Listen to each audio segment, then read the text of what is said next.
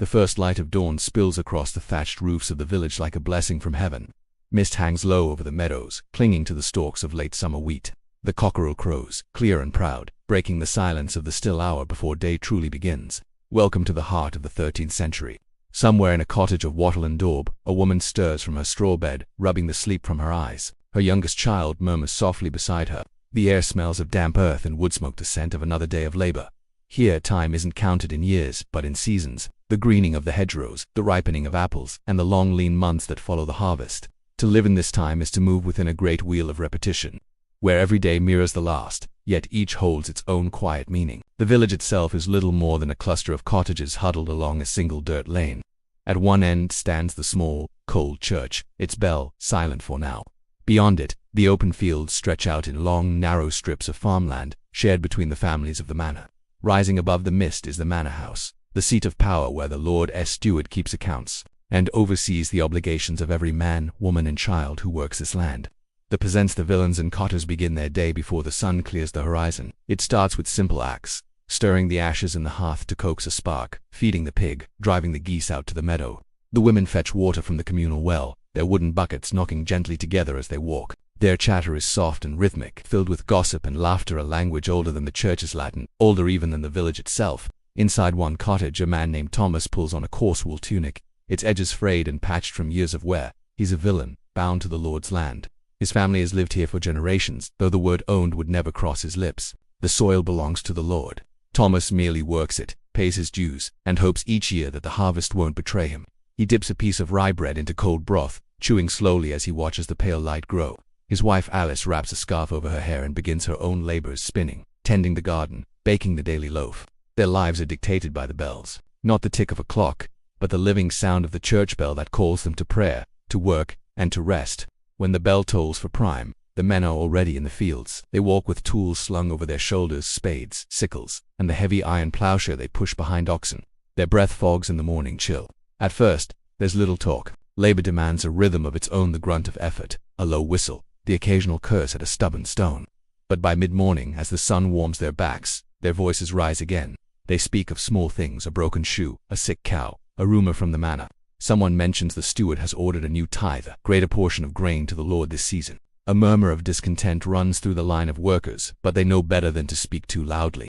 The walls of power have long ears. By the time the bell rings for terce, the women are kneading dough on worn wooden boards outside their cottages. Children chase one another through the yards, their bare feet splashing in puddles. The village dog barks at a passing cart, driven by a merchant from a nearby town. His cart is filled with coarse cloth, salt, and spices so rare most will never taste them.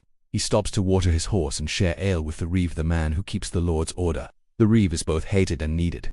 Too close to the Lord to be trusted, but too much a peasant to be feared.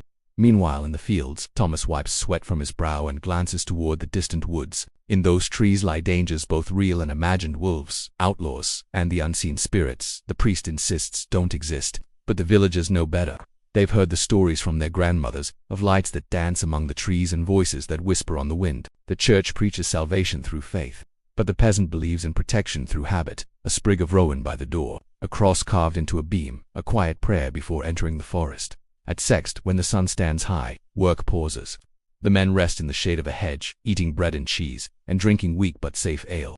There's laughter now, and the occasional song. A fiddler who joined them for the harvest hums a tune, and for a moment, the world feels wide and kind. But then comes nones, and the work resumes. The oxen strain, the plow cuts deep, the sweat runs freely.